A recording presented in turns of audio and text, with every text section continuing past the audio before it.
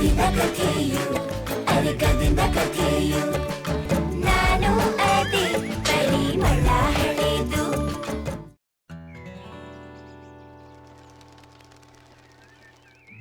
Wow ಅಮ್ಮ, ನಿಮ್ ಸ್ಯಾರಿ ಅಂತ ನೋಡಿದ್ರೆ ತುಂಬಾ ಚೆನ್ನಾಗಿದೆ. ಹಾ, ಯಾಕೆಂದ್ರೆ ಇದು ಸಿಲ್ಕ್ ಸ್ಯಾರಿ. ಸಿಲ್ಕಾ? ಅದೆಲ್ಲಿಂದ ಬರುತ್ತೆ ಅಮ್ಮ? ಮರದಿಂದ ಬಾಬು. ಚೀರು ಸಿಲ್ಕ್ ಮರದಿಂದ ಅಲ್ಲ, ಕುಕೂನಿಂದ ತಯಾರಿಸ್ತಾರೆ. ಅಷ್ಟು ಗೊತ್ತಾಗಲ್ವಾ ನಿಂಗೆ, ಅಲ್ವಾ ಅಮ್ಮ? ಸರಿಯಾಗಿ ಹೇಳ್ದೆ ನೂನಿ. ನಂಗನ್ಸತ್ತೆ ಚಿರು ಕುಕ್ಕೂನ್ ಮತ್ತೆ ಸಿಲ್ಕ್ ಕತೆ ಕೇಳಿಲ್ಲ ಅಂತ. ಎಲ್ಲಿಂದ ಕೇಳೋದು ಅಮ್ಮ? ಇದುವರೆಗೂ ನೀವು ನಮ್ಗೆ ಹೇಳೇ ಇಲ್ವಲ್ಲ. ಪ್ಲೀಸ್ ಹೇಳಿ ಅಮ್ಮ. ಹಾ ಹಾ, ಖಂಡಿತ ಹೇಳ್ತೀನಿ. It's story time with Sudama.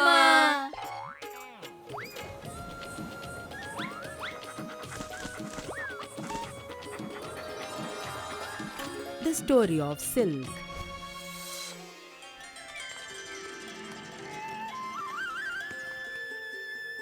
Kanchi ವಿಜಯನಗರದ ಬುನ್ಕರ್ ಅಂದ್ರೆ ಒಬ್ಬ ರೇಷ್ಮೆಗಾರನ ಮಗಳಾಗಿದ್ಲು. ಅವಳು ನೋಡಕ್ಕೆ ತುಂಬಾ ಸುಂದರವಾಗಿ ಮತ್ತೆ ಒಳ್ಳೆ ಕೆಲಸಗಾರ್ತಿ ಆಗಿದ್ಲು. ಒಂದು ಸಲ ಮಹಾರಾಜ ವಿದ್ಯಾಧರನ ಮಗ ಶ್ರೀರಾಮ್ ಹಾಗೆ ಸುತ್ತಾಡೋದಿಕ್ಕೆ ಹೋಗಿದ್ದ.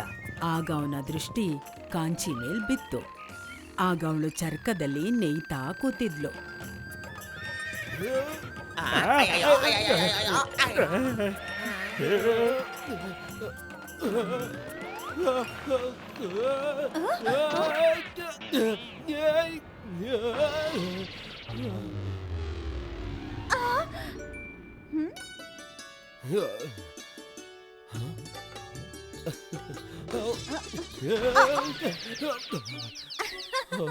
ಕಾಂಚಿಯ ಸೌಂದರ್ಯವನ್ನ ನೋಡಿ ಯುವರಾಜ ಶ್ರೀರಾಮ ಬೆರಗಾಗೋದ. ಇಷ್ಟು ಸುಂದರವಾಗಿರೋ ಹುಡುಗಿನ ನನ್ ಜೀವನದಲ್ಲೇ ನೋಡಿಲ್ಲ ಅಂತ ಅನ್ಕೊಂಡ. ಆ ಕೂಡ್ಲೆ ಅವನು ಕಾಂಚಿನ ಮದ್ವೆ ಆಗ್ಬೇಕು ಅಂತ ನಿರ್ಧಾರ ಮಾಡ್ಕೊಂಡ.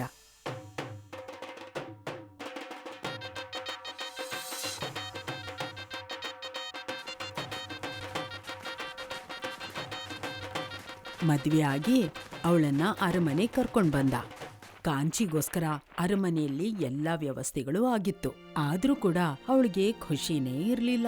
ಯಾಕೆಂದ್ರೆ ಕಾಂಚಿಗೆ ಚಿಕ್ಕ ಹುಡುಗಿಯಿಂದ ಅವಳು ಕೆಲಸ ಮಾಡೋದ್ರಲ್ಲಿ ಖುಷಿ ಸಿಕ್ತಿತ್ತು. ಆದ್ರೆ ಇಲ್ಲಿ ಕಾಂಚಿಗೋಸ್ಕರ ಎಲ್ಲಾ ಕೆಲಸ ಮಾಡ್ಕೊಡೋದಿಕ್ಕೆ ಕೆಲಸಗಾರರಿದ್ರು. ಆದ್ರಿಂದ ಅವಳು ಇಲ್ಲಿ ಯಾವುದೇ ಕೆಲಸ ಮಾಡೋದಿಕ್ಕೆ ಆಗ್ತಿರ್ಲಿಲ್ಲ. ಅದಕ್ಕೆ ಅವಳು ಅರಮನೆಯಲ್ಲಿದ್ರೂ ಕೂಡ ಅವಳ ಮನಸ್ಸಿಗೆ ನೆಮ್ಮದಿ ಇರ್ಲಿಲ್ಲ. ಕಾಂಚಿ ಬೇಜಾರಲ್ಲಿರೋದನ್ನ ನೋಡಿ ಯುವರಾಜ ಅವಳಿಗೋಸ್ಕರ ವಿಧ ವಿಧವಾದ ಬಟ್ಟೆಗಳನ್ನ ತಗೊಂಡ್ ಬಂದ. ವಿಧ ವಿಧವಾದ ಒಡವೆಗಳನ್ನು ಸಹ ತಗೊಂಡ್ಬಂದ. ಎಷ್ಟೋ ರೀತಿಯ ಅಡಿಗೆಗಳನ್ನು ಕೂಡ ಕಳಿಸ್ಕೊಟ್ಟ.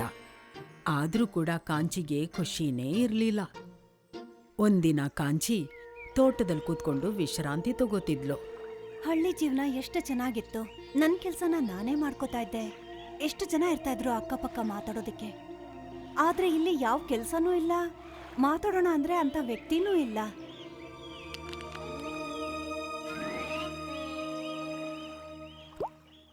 ಓ, ಇದೆಂತ ಹುಳ? ಇದಕ್ ಮುಂಚೆ ಯಾವತ್ತೂ ನೋಡೇ ಇಲ್ಲ. ಕಾಂಚಿ ಇದಕ್ಕೂ ಮುಂಚೆ ಇಂಥ ಹುಳನ ಯಾವತ್ತೂ ನೋಡಿರ್ಲಿಲ್ಲ. ಅದು ಕುಕ್ಕೂನ್ ಆಗಿತ್ತು.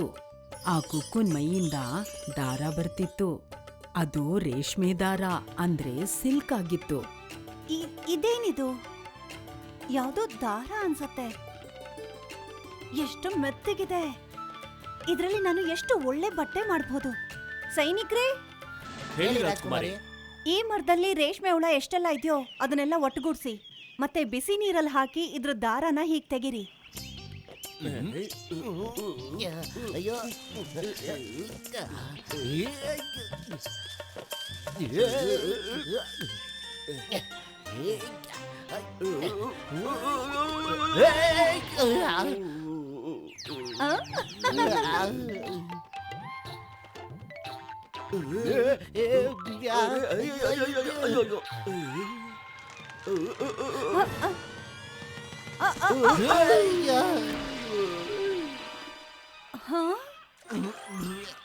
ಅಯ್ಯೋ, ಅಯ್ಯೋ ರಾಜ್ಕುಮಾರಿ, ಇದು ಹುಳನ ಇಲ್ಲ ರಾಕ್ಷಸನ?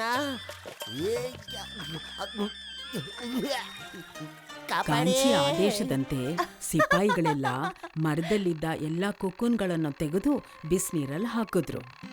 ಅದರಿಂದ ತುಂಬಾ ರೇಷ್ಮೆ ದಾರ ಬಂತು. ಇದನ್ನ ನೋಡಿ ಕಾಂಚಿ ತುಂಬಾ ಖುಷಿ ಪಟ್ಲು. ಮತ್ತೆ ರೇಷ್ಮೆ ದಾರದಿಂದ ಬಟ್ಟೆನ ನೇಯೋದಿಕ್ಕೆ ಅವಳು ಒಂದು ಯಂತ್ರ ತರಿಸಿದ್ಲು. ಈ ಬಟ್ಟೆ ಅದ್ಭುತವಾಗಿದೆ. ಇಷ್ಟು ಮೃದುವಾದ ಸುಂದರವಾದ ಬಟ್ಟೆಯನ್ನ ನನ್ನ ಜೀವನದಲ್ಲೇ ನೋಡಿರ್ಲಿಲ್ಲ. ನಾನು ಕೂಡ ನೋಡಿರ್ಲಿಲ್ಲ. ಮತ್ತೆ ನನಗ್ ತುಂಬಾ ಖುಷಿ ಆಗ್ತಾ ಇದೆ ನಿಮಗಿಷ್ಟ ಆಯ್ತಲ್ಲ ಅಂತ. ನಾನು ಇದೇ ತರ ಬೇರೆ ಬಟ್ಟೆಗಳನ್ನು ಮಾಡಕ್ ಇಷ್ಟಪಡ್ತೀನಿ. ಹಾ ರಾಜ್ಕುಮಾರಿ, ನೀವ್ ಎಷ್ಟು ಬೇಕಾದ್ರೂ ಬಟ್ಟೆಗಳನ್ನ ತಯಾರು ಮಾಡಿ. ಸಿಪಾಯಿಗಳೇ, ಮಹಾರಾಣಿಯವರಿಗೆ ರಾಜ್ಯದಲ್ಲಿರುವ ಎಲ್ಲ ರೇಷ್ಮೆ ಹುಳಗಳನ್ನು ತಂದುಕೊಡಿ. ಇನ್ನು ಮುಂದೆ ರಾಜ್ಯದಲ್ಲಿ ಎಲ್ಲರೂ ಈ ರೇಷ್ಮೆಯಿಂದ ಮಾಡೋ ಬಟ್ಟೆಗಳನ್ನೇ ಹಾಕೊಳ್ಬೇಕು. ಸರಿ ರಾಜ್ಕುಮಾರ. ಮುಂಚಿನ ಹಾಗೆ ಕೆಲಸ ಮಾಡ್ತಿದ್ದ ಕಾಂಚಿ ಮುಖದಲ್ಲಿ ಖುಷಿ ಕಾಣಿಸ್ತು. ಇದೇ ತರ ಕಾಂಚಿ ತಯಾರಿಸಿದ ಬಟ್ಟೆ ತುಂಬಾ ಮೃದುವಾಗಿತ್ತು. ಎಷ್ಟು ಮೃದುವಾಗಿತ್ತು ಅಂದ್ರೆ ಈ ಬಟ್ಟೆ ಬಗ್ಗೆ ಅಕ್ಕಪಕ್ಕದ ರಾಜ್ಯದವರೆಲ್ಲ ಮಾತಾಡೋದಕ್ಕೆ ಶುರು ಮಾಡ್ಕೊಂಡ್ರು. ಮತ್ತೆಲ್ರೂ ಆ ರೇಷ್ಮೆ ಬಟ್ಟೆನ ತಯಾರು ಮಾಡೋದಿಕ್ಕೆ ನಿರ್ಧಾರ ಮಾಡ್ಕೊಂಡ್ರು. ಮಹಾರಾಜರಿಗೆ ಜಯವಾಗಲಿ. ನಾನು ನಿಮಗಾಗಿ ಮಹಾರಾಜ ಹಿಮಬಿಂದುವಿನಿಂದ ಒಂದು ಸುದ್ದಿ ತಂದಿದ್ದೇನೆ. ಹಾ ಮಹಾಮಂತ್ರಿ, ಹೇಳಿ. ನಾವು ನಿಮ್ಮ ರಾಜ್ಯದಲ್ಲಿರುವ ಉತ್ತಮವಾದ ರೇಷ್ಮೆ ಬಟ್ಟೆಯ ಬಗ್ಗೆ ಬಹಳಷ್ಟು ಕೇಳಿದ್ದೇವೆ. ಮಹಾರಾಜರು ಕೇಳ್ತಿದ್ದಾರೆ, ಅದನ್ನ ತಯಾರು ಮಾಡೋ ವಿದ್ಯೆ ನಮಗೂ ತಿಳಿಸ್ಕೊಡಿ ಅಂತ. ವಿದ್ಯೆ ಅಂತೂ ಹೇಳ್ಕೊಡೋದಿಕ್ಕೆ ತಾನೇ ಇರೋದು. ಒಂದ್ ವೇಳೆ ನೀವಿದನ್ನ ಹೇಳ್ಕೊಟ್ರೆ ನಿಮ್ಮ ಹೆಸರು 4 ದಿಕ್ಕುಗಳಿಗೂ ಹರಡುತ್ತೆ. ಹಾ ಖಂಡಿತ. ಕ್ಷಮಿಸಿ ಮಹಾರಾಜ, ನಾನೇನೋ ಹೇಳಬೇಕು ಅಂತಿದ್ದೀನಿ. ಅದೇನು ಹೇಳಿ ಯುವರಾಜ. ಈ ವಿದ್ಯೆ ನಮ್ಮ ರಾಜ್ಯದ ಆದಾಯವಾಗಿದೆ.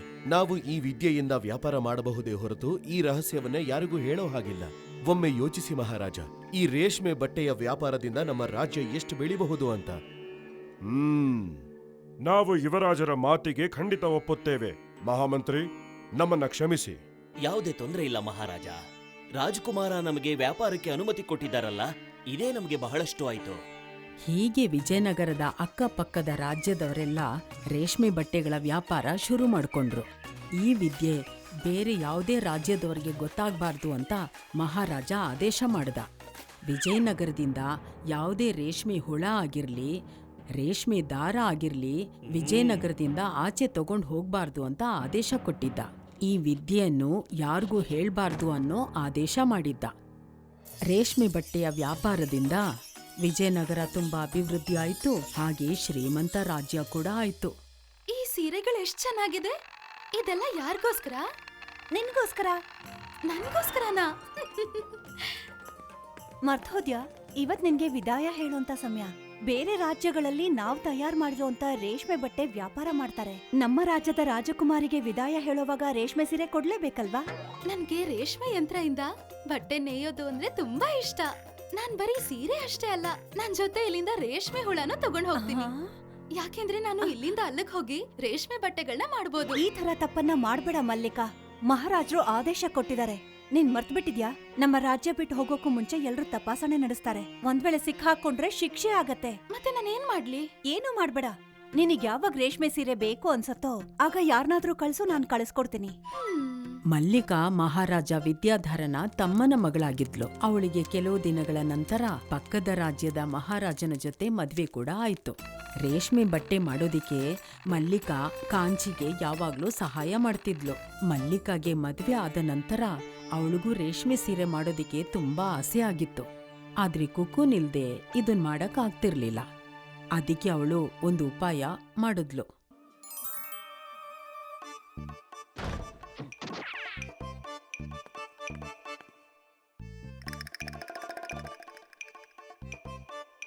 ನಾನು ನೋಡ್ತೀನಿ ಈ ರೇಷ್ಮೆ ಹುಳನ ತಗೊಂಡ್ ಹೋಗೋದ್ರಿಂದ ಯಾರ್ ತಡಿತಾರೆ ಅಂತ.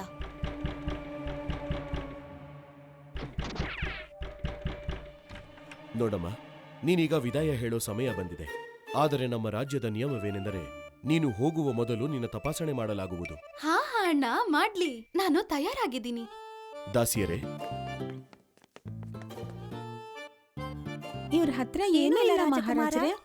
ಹಾಗಾದರೆ ಹೋಗಮ್ಮ.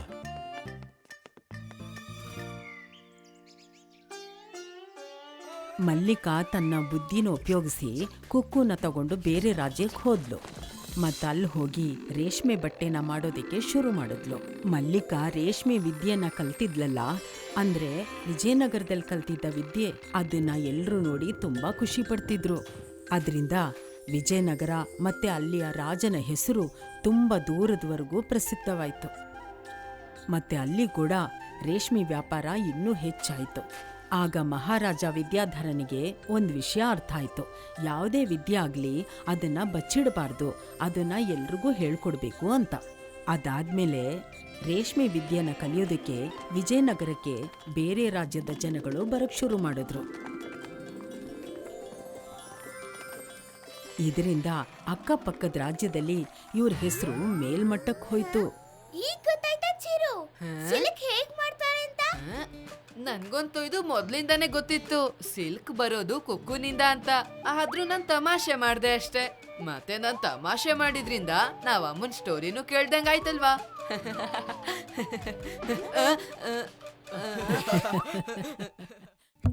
If you like this video, subscribe to our channel Murthy Media. ಮಾತು ಮಾತಲ್ಲಿ ತಕ್ಷಣ ಬೀಳುತ್ತೆ ಹನಿಯು, ಅದುವೆ ಪಿಸು ಮಾತಲ್ಲಿ ಸಂಪೂರ್ಣ ನಿಜವಾದ ಕಥೆನು ಹೇಳಲು ಬಂದೆ ಈಗ ಸಿಹಿ ಕಹಿ ರುಚಿಗಾಗಿ. ಮಗು ನಾನು ಚೂಟಿ ಅಜ್ಜಿ ಮುತ್ತಜ್ಜಿ, ಮಗು ನಾನು ಚೂಟಿ ಅಜ್ಜಿ ಮುತ್ತಜ್ಜಿ. ಕವಿದ ಕಥೆಯು ಅರಿಕದಿಂದ ಕಥೆಯು, ನಾನು ಅದೇ ಪರಿಮಳ ಹಳೆದು. ಕಿಂಚಿತ್ತು ಮಾತಲ್ಲಿ ಕಟು ಸತ್ಯ ಹೇಳ್ತೀನಿ, ಗಾಳಿ ಆಗಿ ಬೀಸಿ ಒಂದು ಕಿಟಕಿ ತೆರಿತೀನಿ. ಬೆರಳನ್ನು ಹಿಡಿದು ಜೊತೆಯಾಗಿ ನಡೆವೆ, ದಟ್ಟಣೆಯ ಕತ್ತಲಲ್ಲಿ ಮಿಸುಕಾಗಿ ಉರಿವೆ. ಅಂಗಳದ ಮಣ್ಣಲ್ಲಿ ಪರಿಮಳ ಮನದಲ್ಲಿ ಕವಿದ ಕಥೆ